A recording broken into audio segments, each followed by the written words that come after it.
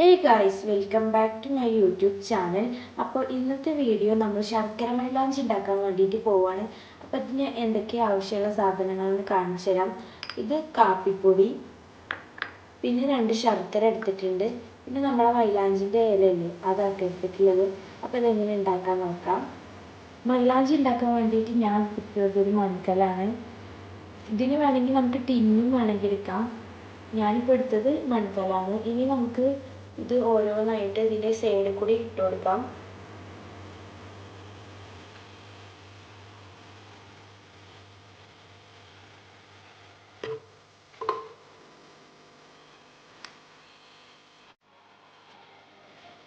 ശർക്കര ഞാനൊന്ന് പൊടിച്ചെടുത്തിട്ടുണ്ട്.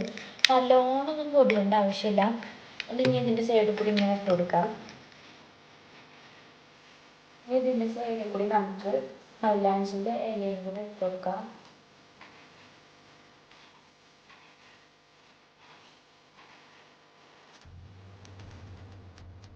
ഇനി ഇതിൻ്റെ നടുവിലായിട്ട് നമുക്ക് ഒരു ഗ്ലാസ് വെക്കണം. ഈ ഗ്ലാസ് മുന്നേ നമ്മൾ മൈലാഞ്ചി ഉണ്ടാക്കിയ ഗ്ലാസ് ആട്ടോ.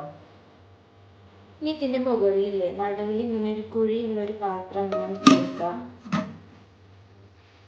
ഈ പാത്രത്തിലേക്ക് ഞാൻ കുറച്ച് ഐസ് ഇട്ടിട്ടുണ്ട്. ഇനി ഇത് നമുക്ക് അടുപ്പത്ത് വെക്കാം കേട്ടോ. നമ്മൾ പുറത്ത് അടുപ്പത്താട്ടത് വെച്ചത്. ഇതിന് ആവി ഉണ്ട്.